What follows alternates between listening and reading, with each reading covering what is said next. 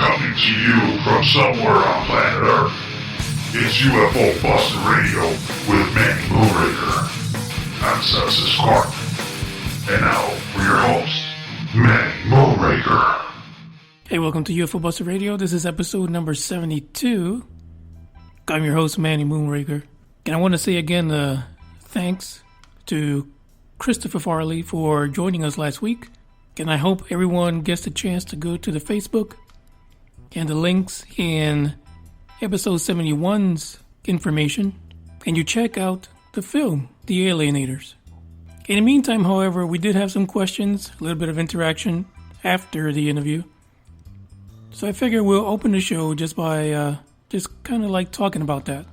So one of the things that happened during the interview is that Chris brought up the Emma Woods and Dr. Jacobs incident. So if you listen back to it, I really didn't respond to it because I really don't like acknowledging the dark side of ufology. And he also mentioned another individual who came across some charges of child pornography. With every walk of life, there are dark sides. Ufology is not exempt from that reality. The truth is that people who call themselves ufologists and those who just follow the topic, we are human. And being human, some of us have a dark side. And that dark side sometimes does really evil things.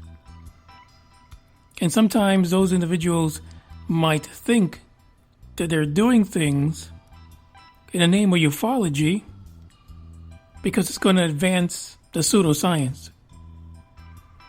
When in fact, all they're doing is not only hurting other people, but they're hurting themselves in ufology in general.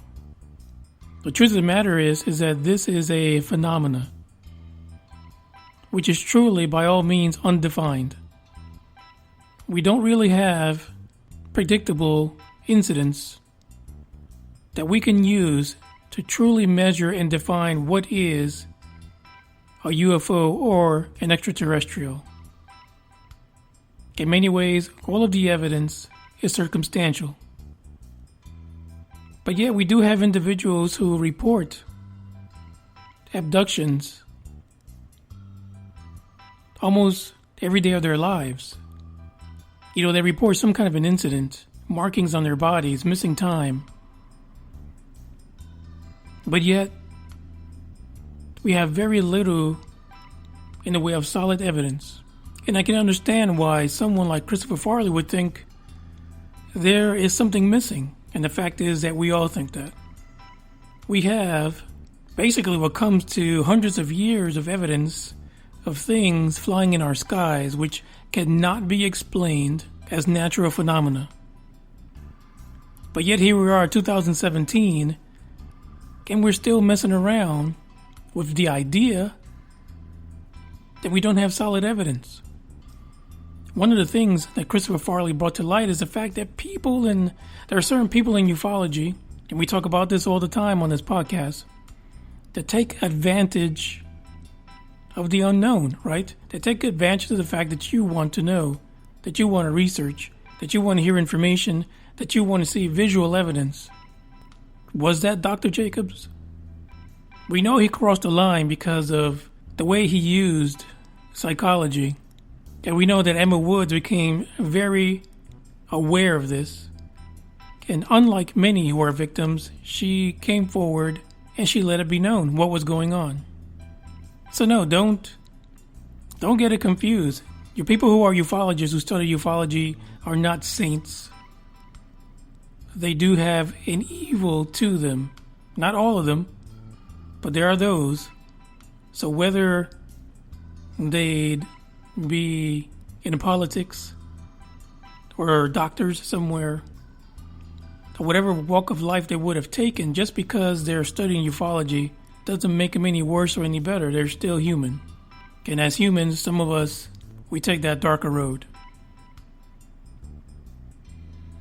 The other issue that was brought up was the comment by Christopher Farley, regarding individuals who have incidents or experiences and write books. So they spend the rest of their time writing books without a shred of evidence.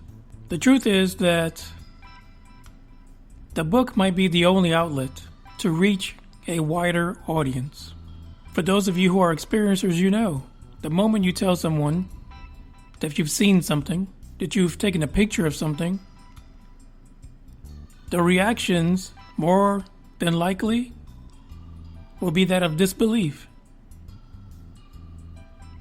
So what do? You can't really join a UFO conference circuit because they're only going to look for people who really are going to sell seats. You can join a Facebook group of like-minded individuals, see if they listen. But can you really tell your story in one post? Can you tweet your entire experience and really get the message across? More than likely not. So people turn to writing books because now it's easy. You can write a book. You don't have to get it approved by anyone. You edit yourself. You get someone to help you. Get someone talented to help you get your picture set up in a way that it tells your story. But the truth is that for many people, this is the only avenue to reach the widest audience. To tell their story to people who are interested and not to those that eventually will ridicule them for what they're reporting. So yes, even in that case, there are still people who will post and write fake accounts in order to sell books, sell magazines. But you have to weed through those. You really have to look at the content, and you have to look at the person. Is this a genuine person that's telling you the story? Or is it someone that's just out for money? In many ways, you're just not going to know. You're not going to know until you read that book. You come across them on places like Facebook and read about their ongoing experiences. But at the end of the day, you're the one who's going to make that decision. Not me or anybody else. You have to make up your own mind as far as the message that you're receiving from anyone that claims to have had experiences related to this phenomena. So in general, you have to have a good amount of skepticism. Buyer beware.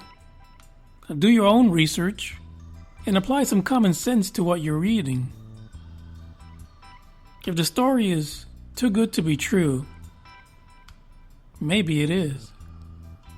But that doesn't mean that that individual does not have a right to get the information out there. And as Ronnie Dawson would say, the story has to be published because once that individual is gone, no one's going to know. And that story might ring true to somebody else, somebody who had a similar experience. And it can validate that they are not going bananas. So basically, folks, what I'm trying to say is stay sharp. Dot your I's and cross your T's. But if you want to believe, you have to be open-minded. So if you want to reach UFO Buster Radio, don't forget to follow us on Instagram, Facebook, Twitter, and at UFOBusterRadio.com. You can also listen to us on iTunes, Spreaker, Stitcher, Player FM, Blurberry, and a host of other places where you listen to podcasts. And if you're listening to a particular podcast app that you want us to be on, shoot me an email, Manny at UFOBusterRadio.com. We're also publishing on YouTube without video right now. I'm working on it. It's coming. But check us out. The way you can help the podcast the best is to share, like, and follow. Let's move on to MUFON. Grab onto your probes. It is MUFON report time. Okay, so this is MUFON report 82715. The incident is actually dated as occurring August 20th of 2016, but it wasn't reported until March 19th. Today, the date of this recording.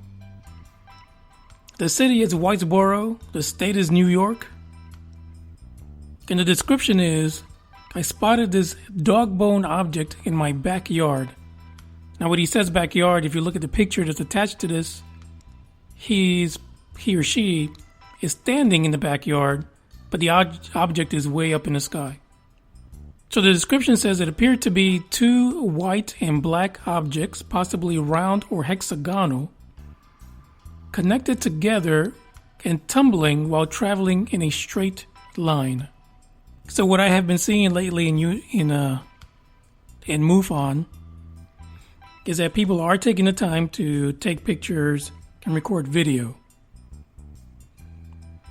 This particular object, way too far. Now the description really doesn't match what you see, but the fact that the object is tumbling while it's traveling kind of denotes that this might be a balloon of some kind. However, this individual that submitted this report added a video that they took with their cell phone and a picture. And as described earlier, the actual object is way too far. It is 4.2 far. So you basically just see something a little bigger than a speck on the picture and not very much on the video. But it's a good attempt nonetheless, and it's something that we should take into consideration when we are out there and we see these objects, these UFOs in the sky. Whip out your phone, take a picture, take a video. Just don't let it get away. We'll have the link to the MUFON report, 82715, in the description so you can check out the video yourself and take a look at the picture and let me know what you think. Send us a comment or two. Well, last but not least, I just want to say that in general, Manny Moonraker is a fan of ufology, and I invite anyone that has a film, a book, or an experience that wants to share it on the podcast and let me know about it. You can come on, you can talk about it. Maybe you can find someone out there, a fellow listener that has a similar experience.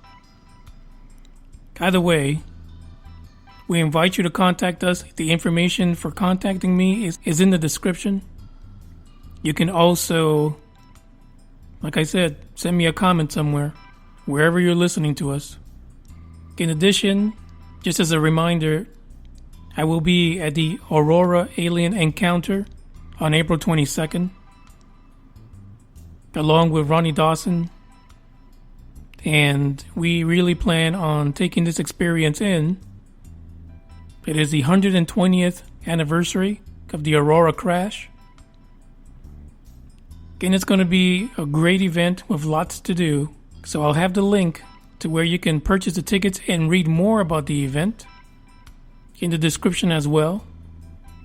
Join us. I'm sure some of you, after listening to Ronnie, you might even have questions for Ronnie about his experience. Because maybe his text doesn't get the information out. Maybe his videos don't relay enough. So what better way to get the total, down-home, and clear information than talking to the man himself? So with that, I'm working on a couple more interviews in the next coming weeks. I hope you enjoyed what you've had so far. But keep your eyes to the skies, and ciao.